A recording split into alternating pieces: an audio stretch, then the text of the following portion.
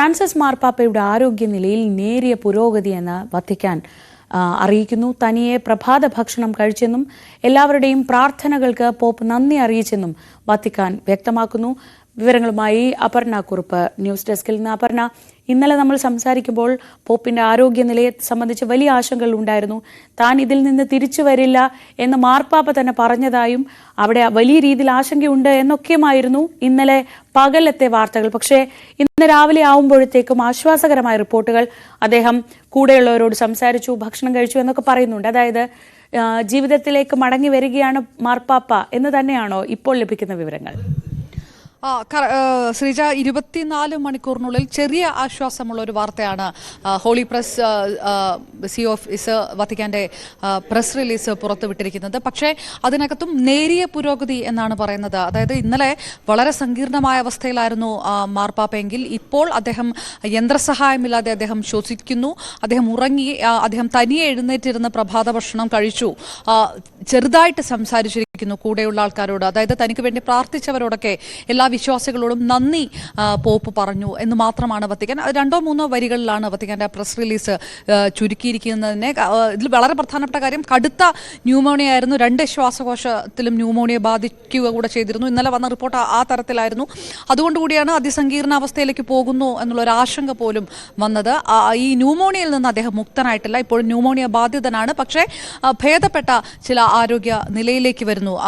രോഗവിമുക്തി ഇല്ലെങ്കിലും തനിയെ അദ്ദേഹത്തിന് ഭക്ഷണം കഴിക്കാവുന്ന ഒരു അവസ്ഥയിലേക്ക് വരുന്നു എന്നുള്ളതാണ്. ഇന്നലെ വളരെ മോശം ആരോഗ്യ നിലയിലാണ് ഫ്രാൻസിസ് മാർപ്പാപ്പ എന്നുള്ള വിവരം പുറത്തു വന്നപ്പോൾ സെയിന്റ് പീറ്റേഴ്സ് സ്ക്വയറിലൊക്കെ ആയിരങ്ങൾ വന്ന് ചേർന്നാണ് അദ്ദേഹത്തിൻ്റെ ആരോഗ്യത്തിനായിട്ടുള്ള പ്രാർത്ഥനകളൊക്കെ നടത്തിയത്. അങ്ങനെ ഒരു പ്രാർത്ഥനയുടെ ദിവസം തന്നെയായിരുന്നു വത്തിക്കാൻ സാക്ഷ്യം വഹിച്ചത്.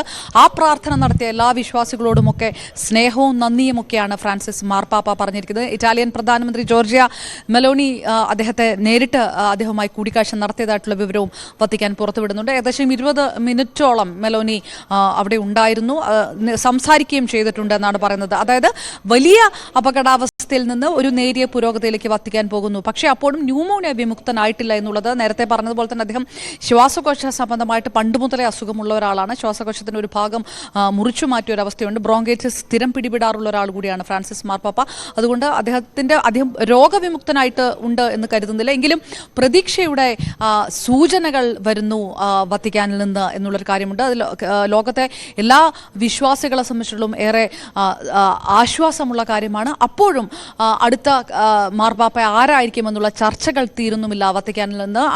ഇറ്റാലിയൻ കർദിനാളായിട്ടുള്ള ജിയോവനി ബാറ്റിസ്റ്റാരെ ഇപ്പോഴും ഫ്രാൻസിസ് മാർപ്പാപ്പ തന്നെ അദ്ദേഹത്തിന്റെ പ്രധാനപ്പെട്ട ചുമതലകൾക്ക് നേതൃത്വം വഹിക്കാൻ കർദിനാൾ ഓഫ് ഡീൻ എന്ന ചുമതല നീട്ടിക്കൊടുത്തുകൊണ്ട് നിയോഗിച്ചതാണ്.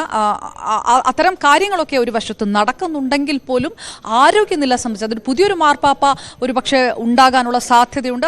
അദ്ദേഹം രോഗവിമുക്തനായാൽ പോലും അദ്ദേഹത്തിന്റെ ആരോഗ്യനില പരിഗണിച്ചുകൊണ്ട്. പക്ഷേ ഫ്രാൻസിസ് മാർപ്പാപ്പ ഭേദപ്പെട്ട ആരോഗ്യനിലയിലേക്ക് വരുന്നു എന്നുള്ളൊരു പോസിറ്റീവ് സൂചന ഈ നിമിഷത്തിൽ വത്തിക്കാനിൽ നിന്ന് വരുന്നത്. ശ്രീജ, ശരി. അപർണ കുറുപ്പാണ് വിവരങ്ങൾ നൽകിയത് ന്യൂസ് ഡെസ്കിൽ നിന്ന്.